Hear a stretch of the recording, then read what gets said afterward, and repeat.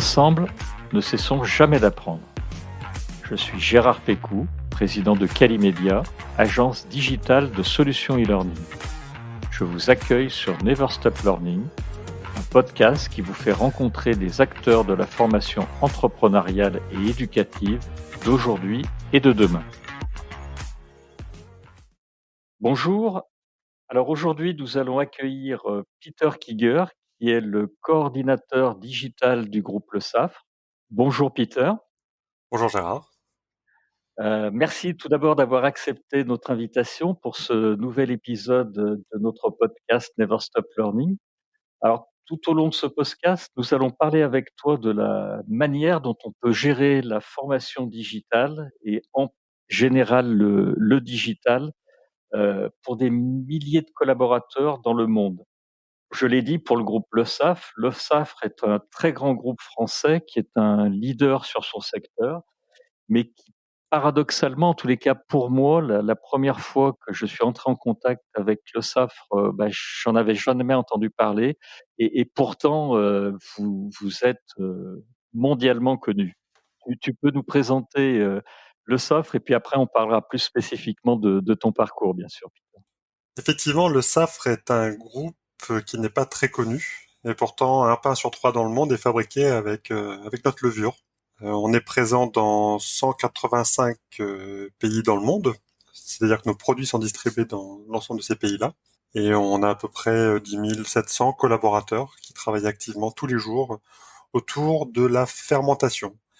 Notre métier historique, c'est la levure pour le pain, on vient de l'évoquer, mais au final, on a acquis une véritable expertise autour du principe de fermentation, ce qui nous permet également de proposer des produits en nutrition et en santé humaine ou animale, par exemple.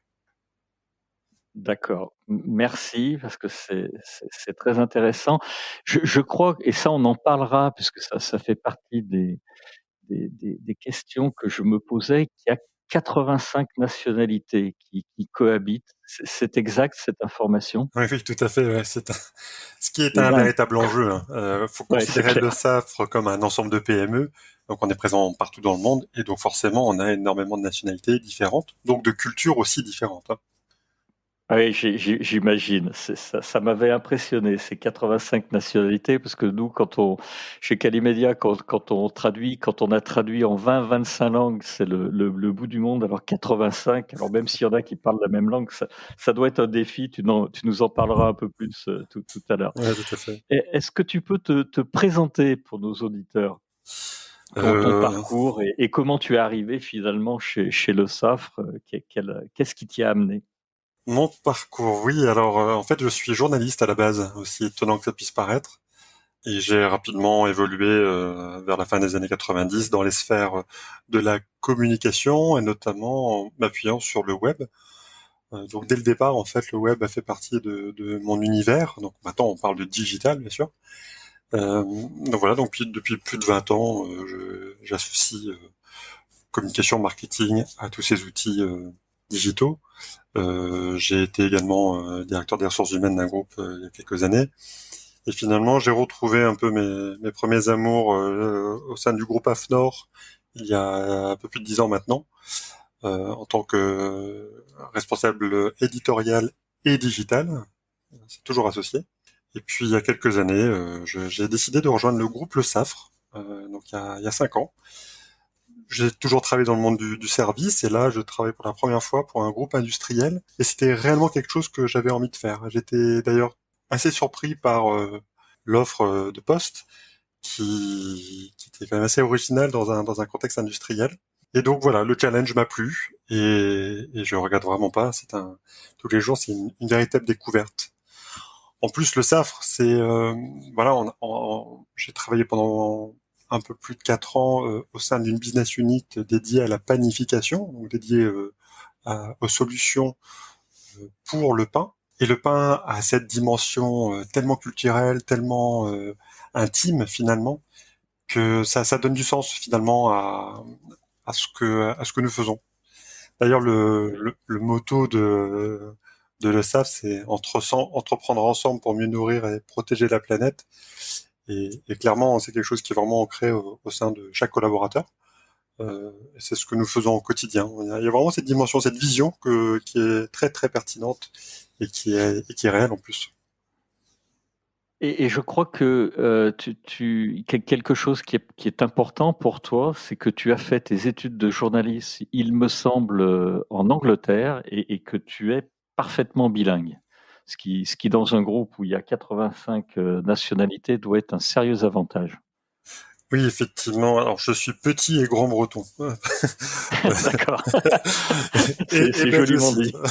Mon père C'est est, joliment dit. mon père est belge et breton et ma mère est D'accord. anglaise. Donc, effectivement, je baigne dans l'interculturalité depuis longtemps, Chez, depuis ma chez le SAF, naissance. ça doit aider.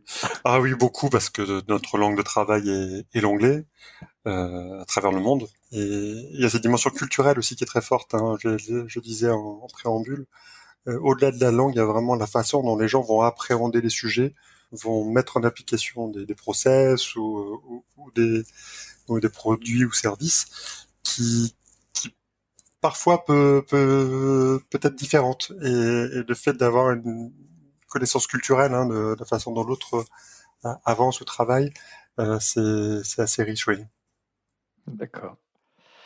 Alors, est-ce qu'on peut dire que, et tu vas peut-être me corriger, que tu es à l'origine de la digitalisation chez le SAF, puisque je crois que quand on s'est rencontrés il y a déjà quelques années chez le SAF, tu m'avais dit à l'époque que c'était une société qui travaillait, je crois, de manière un peu traditionnelle, et qui était surtout organisée autour du présentiel pour former ses collaborateurs. C'est toi qui as amené cette digitalisation du groupe, tu as été embauché pour ça. Ça existait un tout petit peu au départ, ou c'est vraiment toi qui a pris ce tournant pour le SAFRE? Alors, j'ai pas la prétention de dire que j'ai digitalisé le groupe Le Safre. Des actions étaient déjà en place. Par exemple, il y avait déjà un institut de formation existant, effectivement essentiellement en présentiel. Néanmoins, il y avait déjà un Moodle en place, hein, vous voyez. Donc, il y avait différents modules de formation qui étaient déjà dispensés. Mais le business unit dans laquelle j'ai travaillé dès le départ a souhaité réellement mettre un coup d'accélérateur sur la digitalisation, alors dans le domaine marketing essentiellement, hein. Donc c'est passé par tout ce qui est marketing digital, des opérations liées à l'inbound marketing par exemple. Et donc rapidement, il a fallu aussi former nos propres collaborateurs euh, à tout un tas de sujets. Et la distance faisait que ça rendait les choses beaucoup plus compliquées. Effectivement, la formation euh, au sein de notre réseau des baking centers, donc qui est un réseau, un centre d'excellence autour de la panification. Donc on a énormément de boulangers, de techniciens de boulangerie qui travaillent et qui forment nos propres collaborateurs et qui forment également nos clients. Effectivement, toutes les formations étaient en présentiel. Donc, depuis ces dernières années, j'ai accompagné le Baking Center et la business unit dédiée à la planification sur la digitalisation de la formation, mais pas que. J'avais une question sur les baking centers, tu as évoqué tout ça, et est-ce que tu peux nous en dire plus? Pour moi, les baking centers, je crois avoir compris que vous en aviez une dizaine dans le monde, et que c'était des centres de formation, des centres d'excellence sur lesquels vous appreniez alors les techniques de panification, mais aussi vraiment où les gens manipulaient. Est-ce qu'on peut dire que c'est des mini-boulangeries où on se forme, et qui peuvent être au Pakistan, en Afrique, dans plein d'endroits du monde? Oui, alors on en a plus d'une cinquantaine à présent Ah oui, 50. qui sont répartis un peu partout dans le monde. Ces baking centers ont été conçus au départ. Le tout premier a été conçu comme vraiment un centre de démonstration de l'utilisation de nos produits. Mais donc ça, c'était il y a 45 ans, voire un peu plus. Et rapidement, en fait, c'est devenu un centre de formation, d'assistance technique aussi auprès des clients du groupe Le Safre. Et donc, le concept s'est démultiplié à travers le monde, donc, en Argentine, en Côte d'Ivoire, en Turquie, voilà, un peu partout, pour accompagner au plus près nos clients dans l'élaboration de leurs produits. Donc tout type de clients, clients industriels, comme client boulanger traditionnel local. D'accord.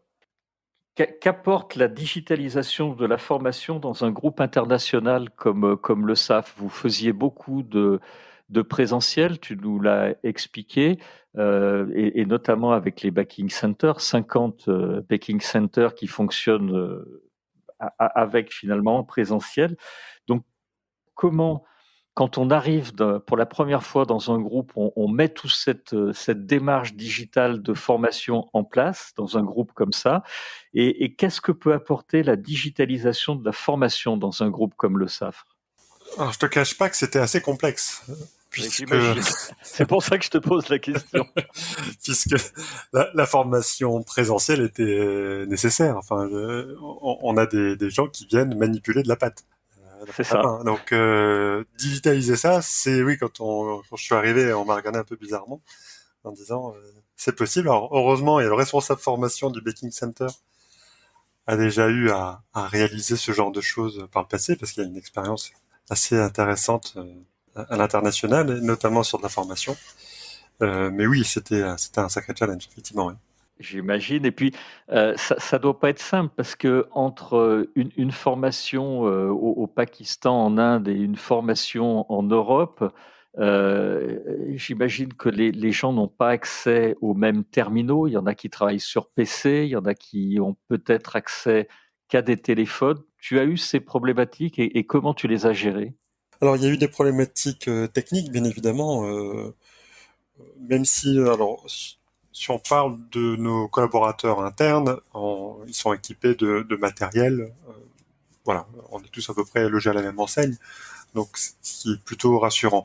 Maintenant, on est confronté à des problématiques de bande passante, Oui, de choses comme ça. Donc, il a fallu effectivement qu'on imagine des modules de formation légers pour ne pas occuper toute la bande passante de nos collaborateurs. Mettre ça en asynchrone, forcément, pour qu'ils puissent oui. consulter quand ils étaient en mesure de pouvoir consulter, et puis d'avoir une plateforme LMS qui soit suffisamment légère pour pouvoir diffuser ce genre de choses. Donc, c'était une complexité technique, mais finalement qui n'a pas eu tant de difficultés que ça à se déployer grâce au LMS, hein, Ability.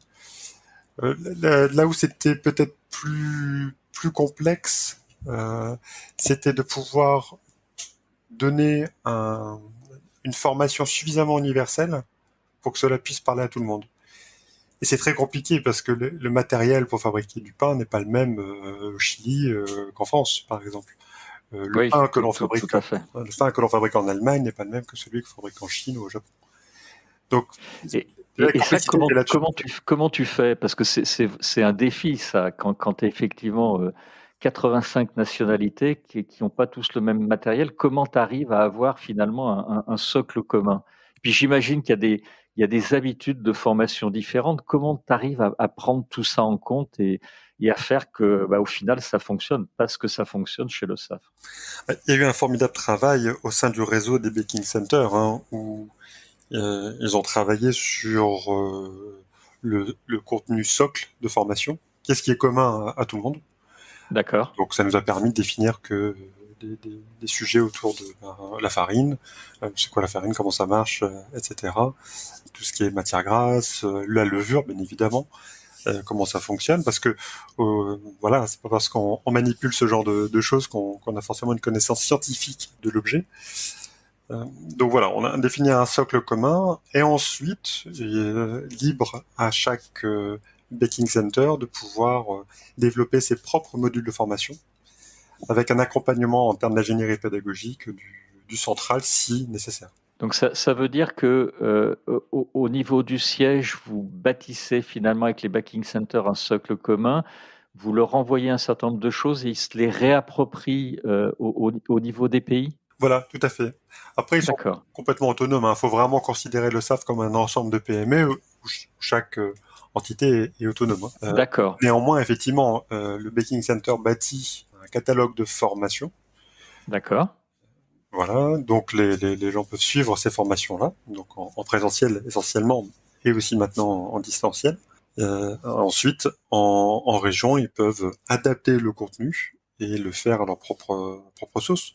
C'est le cas pour la D'accord. Chine, par exemple, hein, avec la difficulté linguistique et aussi la Oui. typologie du pain n'est pas la même. Donc, ils réadaptent localement les formations qu'on peut proposer.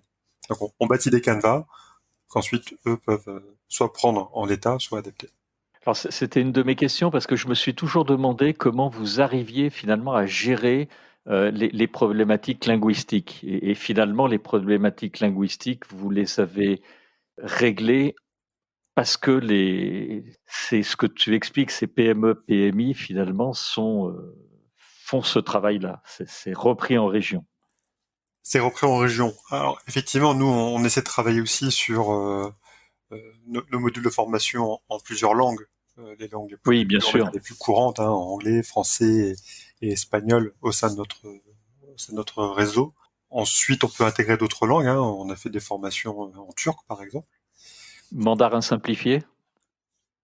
Mandarin simplifié, non, ça, je pense qu'on n'a Non? jamais fait. Non, nous, on en fait quelques-unes chez Calimedia en mandarin D'accord. simplifié, ce qui est pas forcément simple. C'est pour Non, ça que c'est je te pas ça. pose la question, c'est une vraie remarque. Oui, alors, la difficulté de la traduction, aussi, alors, surtout sur un métier aussi technique que le nôtre, vient aussi du fait qu'on ne traduit pas un terme de la façon la plus littérale qui soit. C'est qu'il y C'est a vrai. voilà, il y a des usages en Oui. termes linguistiques qui, si c'est pas maîtrisé par le métier, personne ne peut le savoir. Donc c'est la raison pour laquelle finalement la traduction est vraiment laissée à la filiale. Alors souvent, ça nous arrive aussi d'envoyer les scripts des formations que eux traduisent, ou en tout cas vous vérifiez la traduction que l'on a fait faire.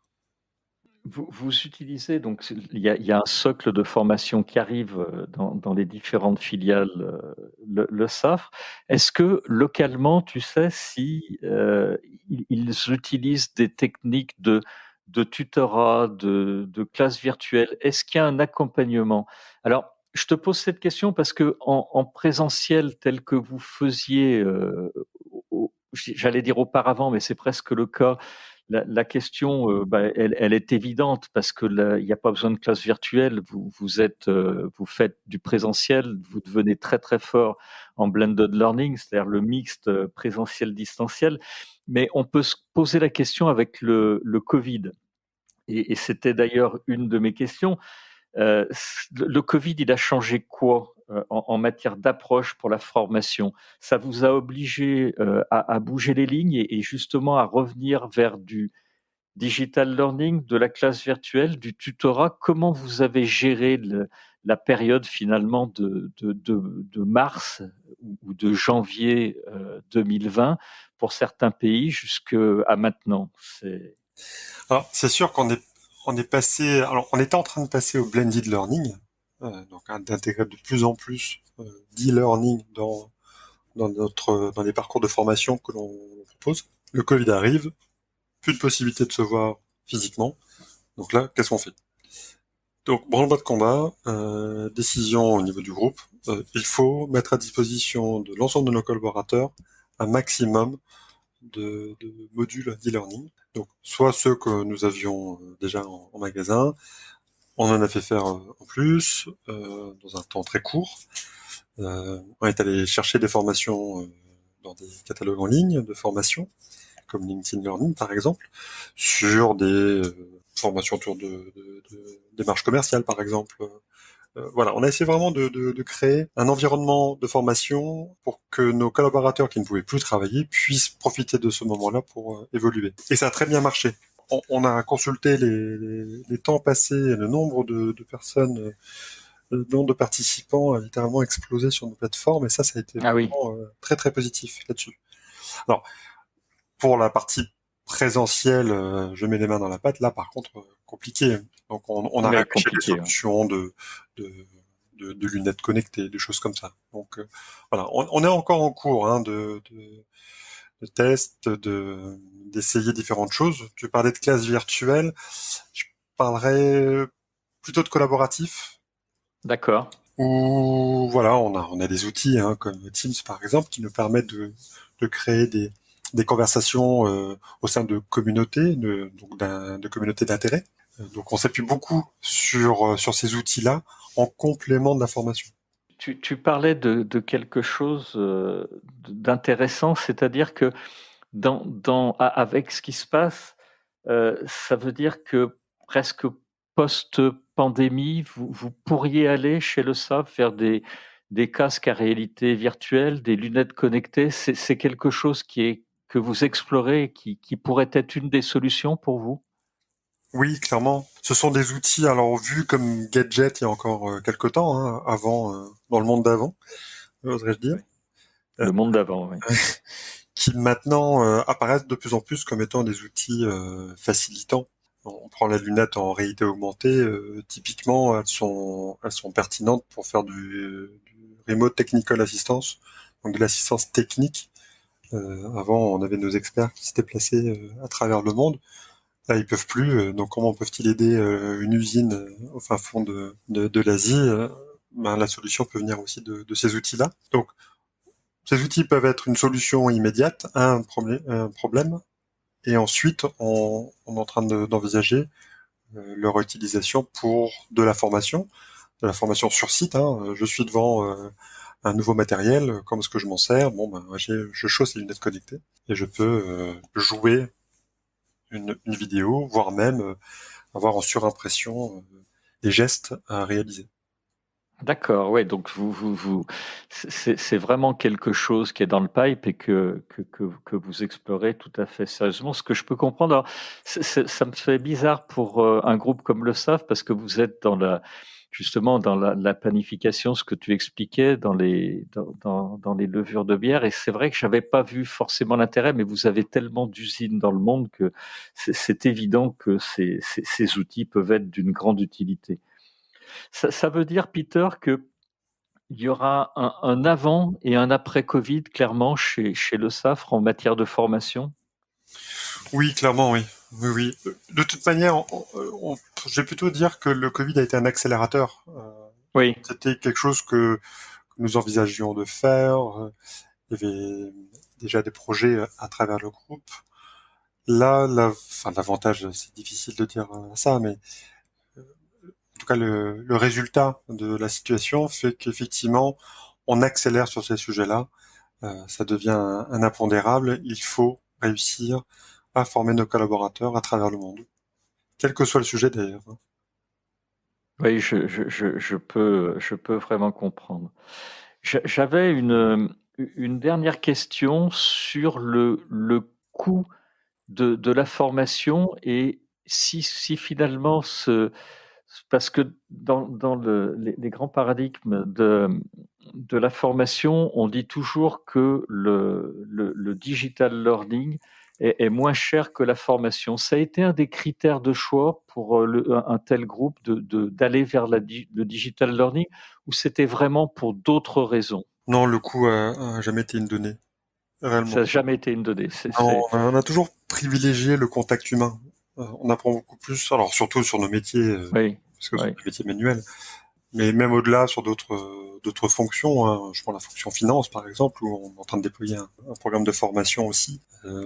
Le fait de se voir en présentiel apporte énormément de choses. Donc le coût non, n'a pas été un critère. N'a jamais été un critère. Mais je t'en parle parce que c'est important de poser cette question dans un groupe comme le tien, parce que ça fait souvent partie des fausses idées. C'est-à-dire que on dit toujours que ça coûte moins cher, sauf que bah, il faut souvent équiper en micro-ordinateur, il faut créer les contenus, embaucher des personnes. Donc, mis bout à bout, c'est quelquefois un avantage, mais ça dépend d'où on part. J'ajouterais même à ton propos le fait que on dédie du temps de nos collaborateurs Oui, à conceptualiser les modules de formation et donc à les réaliser. Et c'est pas du tout le même temps qu'ils pourraient accorder à faire de la formation en présentiel. Et c'est là la complexité finalement. On a vraiment l'impression, quand on prend le sujet au début, en se disant bon bah voilà, j'ai des PowerPoint où il suffit que je filme mes mains, mes gestes pour que en faire un module de formation. On est très très loin de ça. Au final, oui, quand on attaque l'ingénierie pédagogique autour de la formation, on se rend compte que la façon d'apprendre à distance n'a rien à voir avec la façon dont on apprend en présentiel. Donc ça repose complètement la question de comment je fais passer un message, comment je m'assure que les gens ont bien compris les messages que j'essaie de faire passer, comment j'évalue aussi tout ça à la fin. Toutes ces questions-là, et tous ces sujets-là prennent un temps très très important. Donc créer un module de formation, oui, c'est chronophage, ça a un coût, c'est un investissement. Il faut vraiment considérer comme un investissement. Et voilà, c'est pas quelque chose qu'on fait comme ça sur le coin de table. Hein. Oui, je partage vraiment tout ce que tu dis. Est-ce que tu considères aujourd'hui qu'avec tout ce que vous avez mis en place avec ton équipe chez le SAFRE, la qualité de la formation s'est améliorée? Tu parlais de PME, d'une association de PME, et souvent justement dans les PME, la formation, elle est pas souvent enfin, j'allais dire de bonne qualité. C'est péjoratif pour les PME parce que bien sûr, ils forment, il y a beaucoup d'humains et ça peut être très pertinent, mais il y a aussi beaucoup de manques. Est-ce que, avec ce que vous avez mis en place en blended learning, en associant finalement ce digital learning et ces classes virtuelles, avec Teams ou en présentiel comme vous l'avez fait ou quand on pourra les reprendre, ça a amélioré cette qualité-là? On va dire que la qualité s'améliore de jour en jour. Effectivement, il y a 5 ans, quand on a démarré, on n'avait pas la prétention d'avoir une quelconque expertise sur le sujet du digital learning. Euh, on était encore au balbutiement. Donc il a fallu tester, appréhender de nouveaux outils. Les techniques ont grandement évolué d'ailleurs depuis aussi. L'arrivée des smartphones en masse. Voilà, quand je suis arrivé dans le groupe Le SAF, les boulangers étaient équipés à environ 60% de smartphones. À présent, on est à plus de 95% de boulangers avec un smartphone dans la main. Donc Ouais, voilà, d'accord. là aussi, il y a une volonté d'aller vers plus de mobilité, plus d'outils classiques qu'on utilise chez soi aussi. Hein. Donc forcément, il a fallu qu'on améliore les choses au fur et à mesure. Les premières formations qu'on a pu faire en digital learning, on a voulu tout de suite les faire en mode mobile, donc Ouais, mobile. mobile learning.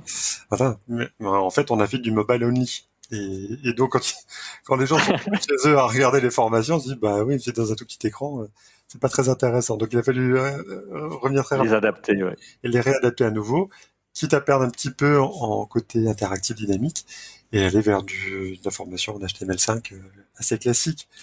Donc voilà, on apprend en avançant, ce qui nous environne forcément impacte grandement la façon dont on fait les choses. Encore une fois, on n'a pas la prétention de faire quelque chose d'ultra qualitatif et de très normé et très structuré.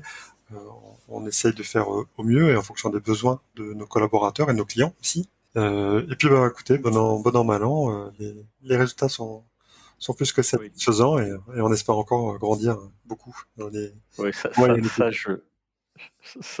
j'en doute pas. Quand on connaît un peu la qualité des équipes chez le SAFRE et c'est dit vraiment très sincèrement. Euh, je pense que c'était important effectivement ton témoignage, Peter, parce que on vit une époque où il y a beaucoup de gens qui s'interrogent sur la suite de la formation, qui peuvent pas faire du présentiel actuellement, qui viennent nous voir chez Calimedia pour nous dire comment vous pouvez nous aider à faire cette formation. Et quand on voit le parcours que vous avez fait tous chez le SAFRE dans un contexte encore avec, tu le rappelais, 10 700 collaborateurs, 85 nationalités, et que vous êtes arrivé finalement à ce niveau-là, on se dit vraiment que tout est possible. Et je pense que c'est un beau témoignage, vraiment. Écoute, c'est Et gentil. non, non, c'est sincère et je te remercie vraiment pour cela. Pour finir, je voulais te demander s'il y avait un livre qui t'avait particulièrement marqué. Je crois qu'il y en a un et tu vas nous en parler. Oui. Alors, quand tu m'as posé la question, tu me dis est-ce qu'il y a un livre dans le domaine de la formation qui t'a C'est ça, particulièrement impacté? Alors, j'avoue c'est très ça. humblement que j'ai pas lu grand-chose dans ce domaine-là. Je suis surtout inspiré de nos conversations déjà, parce que ça fait des années qu'on discute autour de ces sujets-là. Oui, c'est vrai. Et aussi de toute la veille que je peux faire, et puis de la discussion avec mes collègues aussi qui sont eux des experts dans le domaine de la formation. Mais il y a un livre, moi en tout cas, qui m'a beaucoup marqué dans ma vie. Alors ça peut paraître anecdotique, mais c'est Le Monde de Sophie, qui est un roman philosophique écrit par un écrivain norvégien. Alors, j'ai un peu peur de prononcer son nom, je crois qu'il s'appelle Justin Garder. Et en fait, pourquoi ce livre-là? C'est parce qu'il a su expliquer simplement des concepts plutôt complexes de philosophie.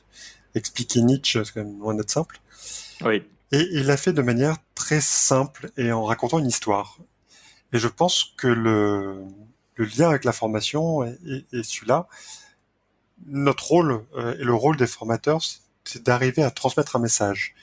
Il faut raconter une histoire, et il faut la raconter de la manière la plus simple qui soit. Il n'y a pas besoin de complexifier le vocabulaire ou les choses pour rendre quelque chose entendable et audible.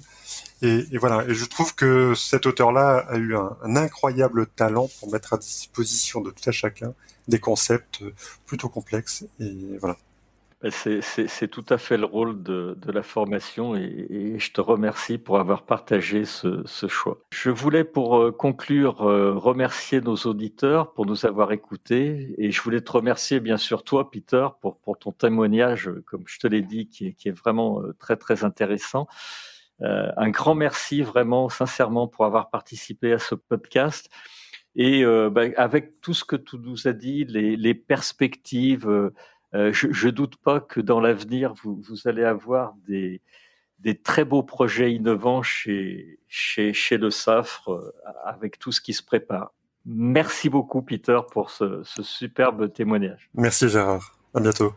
À très bientôt. Au revoir.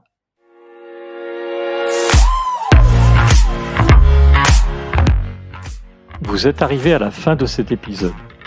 Je vous remercie pour votre écoute attentive. Si l'épisode vous a plu, partagez-le auprès de votre entourage et donnez-lui une bonne note suivie d'un commentaire sympathique pour nous aider à grimper dans les classements. Je suis Gérard Pécou, président de Calimedia. Si vous cherchez une solution e-learning, rendez-vous sur calimedia.fr. Notre équipe vous accompagnera avec un très grand plaisir. Nous nous retrouverons dans le prochain épisode de Never Stop Learning pour qu'ensemble, nous ne cessions jamais d'apprendre.